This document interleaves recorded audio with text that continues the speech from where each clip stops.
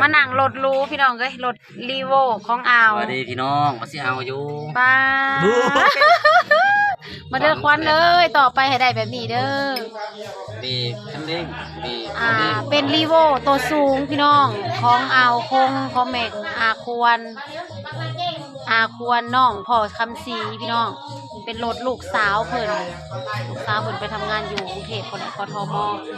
แบบว่าเพิ่นก็คือซีเมนต์ยังดาวบริจ่ายกันเป็นสดเปิดจับท่านจะทำรายละเอียดพี่น้องได้จึงไปทำรายละเอียดนำเรา860,000ในราคา860,000ยังคิวอยู่เฮ้ยใหม่อยู่ได้เฮ้ยฮะก็ใหม่ได้พี่น้องไป860,000แต่ว่าเพิ่นโหลดอยู่ละเอาเฮาแพงแห้งเลยเนาะขนาดอันมันโมเมนต์รถใหม่ยัง800,000นะบ่รถอยู่บันอยู่ปักเซอยู่ท่าแขกอยู่แถวนอกอ่ะถือได้ถือสวรรค์เขตเท่านั้นแหละรถแดงคันนี้คักเนาะเฮ้ยรถขี่บ่สบีซื้อรถเอ้ยนาเบียซื้อรถบ่ลูกป้านาเบียซื้อรถเช้าจิ้วบ่ได้เข้ามาบ่ถ้าก็ออกเมืองได้นี่มาชมเลยมาชมรถเลยเอามาแต่เฮิงบ่ได้รถนี่มึงนาเบียนี่นะบ่เอามาแต่ตอนไหนเนี่ยคือเช้าพุหาก็มาฮอดมันออกสียังเคยสีขาวบ่เคยสีขาว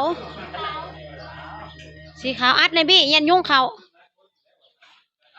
รถสาวแป้งพี่น้องรถสาวแป้งรถลูกสาวแม่ควรเขาไปหาเงินเก่งได้สบายดีพี่น้องสบายดีค่ะพี่น้องค่ะสบายดีปะลุงก่อนไทกะไปเลยพี่น้องโอ้ยเห็นนกบรรยากาศดีเมื่อวานนี้พากันไปสนุมานจนหนาวปะนี้ยามมื้อเช้าหัวคือร้านแต่เช้าหนาวพี่น้องบัดอันช่วยๆมากพันฮ้อนค่ำๆแดดบดไม่แห้งฮ้อนมื้อนี้เฮาสิมาเข้ามาในบ้านเฮือนเซาจิ๋วมาเฮือนอันอาควรน้องติดกันนั่นแหละสิมาอันยังเคยผูกแขนโหลดหับโหลดใหม่พี่น้องมื้อตันวันดีเพิ่นหับโหลดใหม่เพิ่นรถรีโวปียังค่ะรีโวปี19 2018เนาะ2019ปี2019เดี๋ยว2019จะปีเลย2020หามันจะนั่นอยู่ได้เฮ้ยรถมันจะมันเปิดนั่นแหละแพงคุณย่าก็ลูกราคานักเต๋อเป็นพี่น้องนักแพง8น้องรัก8งามพี่น้องได้เลยนะ8ได้บ่ได้คือของเฮาเลยแต่ได้เอาเฮาบ่ได้เป็นนี้เองก็อนามัยลังในรถอนามัยเกลี้ยงไม่พออีใหม่เราขึ้นมาเราผลิตแล้วก็อนามัยทางนอกคือกันเราอนามัยมันบ่เกลี้ยงผู้ชายก็จะเฮ็ดบ่เกลี้ยงเมื่อล่างคือกันพี่น้องเอ้ยหางสิมาปิดทดินมื้อนี้นะปิดทดินขาย2 1บ่ได้โลก2 2ก็เอื้อยปอกเราโทรมาเป็น2 2แล้วหนักอันไอเตี้ยน่ะอยู่ซะก่อนจักเราสิหายภายไปขับไปเบิ่งเนี่ยอยู่เดี๋ยวกินไปเบิ่งเพิ่นเฮ็ดหยังแหน่บรรยากาศตอนอยู่ในเฮือนพี่น้องไปเบิ่งนำ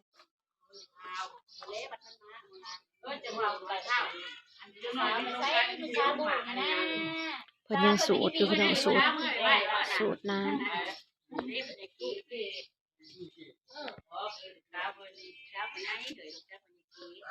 ก็ยังเงินเราสูตรให้ครับแม่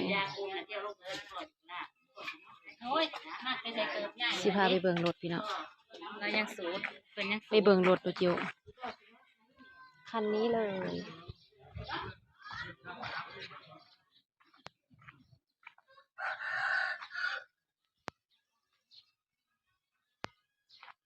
ยังบ่ทันมีป้ายยังบ่ทันมีหยังได้พี่น้องเอ้ยคันนี้เลยเราจะรับวันนี้คันนี้เลยพี่น้องรีโว2019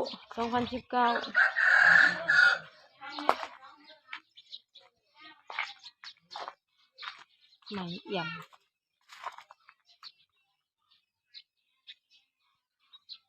งาม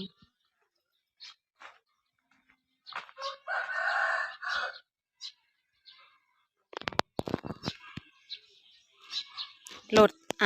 ควรพี่น้องรถอ่าวโคงรถสาวแป้งรถลูกสาวแม่ควร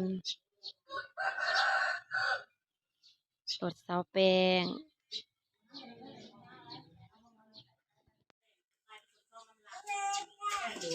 พิธีหับรถ พ่อใหญ่เรายังสูดรถสูดน้ำมันสบายดีป่ะลุงนี่ยังบ่คือเป็นขี้โมกอีกเลย คล้ายเมื่อคืน เมื่อคืนในป่าดงปูดโทรยาก่อนโทรยาลกแล้วนั่งโทรยาไว้โทรยาพ่นเทลงมาไว้มื้อนี้พ่อเฒ่าคงกับแม่เฒ่าควรเราหับรถได้มื้อนี้มื้อสันวันดีพี่น้องเอ้ยโอ้นี่ไงควรสิไปตากแดดแล้วสิหนาขาวแล้วบาดนี้เนาะนาเวียเนาะทุกขี่รถวีโวออกมากลบอกทดินเด้อเนาะนาเวียไปใหญ่สีว่าแต่งตัวหล่อลิมื้อนี้ ไอ้บางก็อยากได้เป็นปลาน่ะไม่ได้เป็นกับแสงน่ะ เราว่าสบาย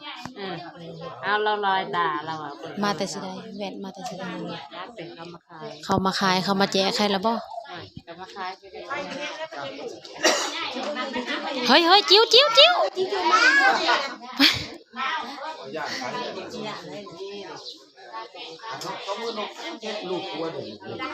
พอใหญ่สิลืมแล้วเนาะจะแม่นศาสตร์เว้า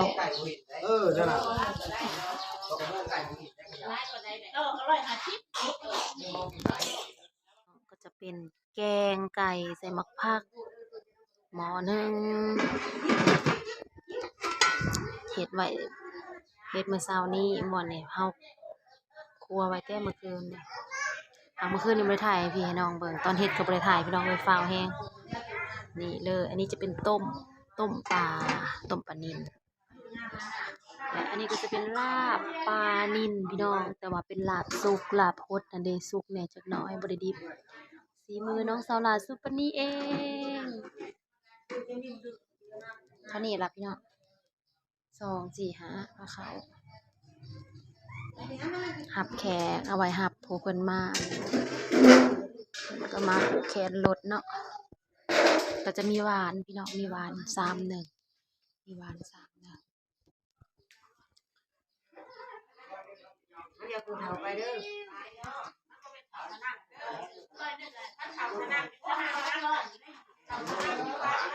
นั่งจะบอกแต่ว่าที่จะง่ามใช้ง่ามถึงโลกนี่ยังจะขอบถึงโลก คนลาวเข้าใจ ป้าก่อนเนี่ย เขาป้าเหยียบเขาบ้านเขาเฮือนทำคูณ ป้ามาแหนเราคงซื้อดินขายซื้อ ได้โลดเลยไหมฮะขายยังคือควันดำอ่ะ เขาไปอีกเท้าเขาไป เขาไปอีก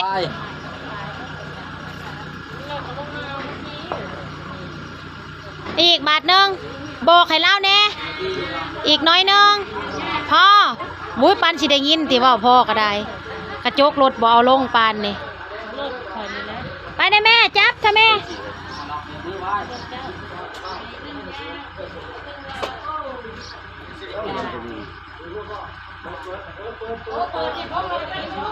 เปิดแน่เฮ้ยเอากระจกลงนะแม่เปิดฮอดประตูพูดเลยว่าให้พ่อใหญ่เขาไปนั่งให้ยังลาสิดน้ำหอมก่อนเฮ้ยคนหน่อยสิดใช่แน่คนหน่อยนะก็ได้เป็นอะไรแท้ป้าทอนั่นเน่ม่วนเฉยเป็นอะไรเท่ารถน้ำมนต์แต่เศร้าแท้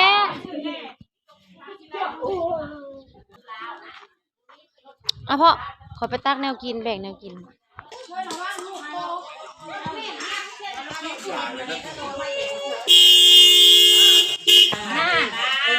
โชค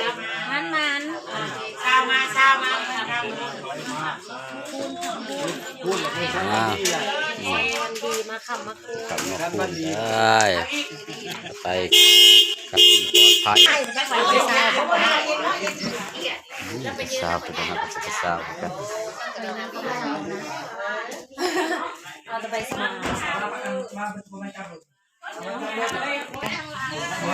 ตั้งอยู่ข้างในเอาไปคนละครั้งแม่ไม่เปิดได้ เกือบ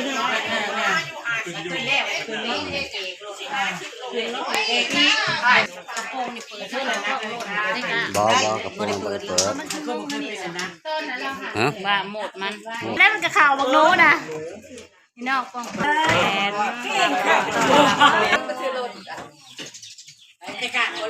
มันได้แล้วมันเอาพันเอาพันไป ไปแล้วลูกพิษไปเจอใกล้ คิวก็ข้าวนะบนโต๊ะ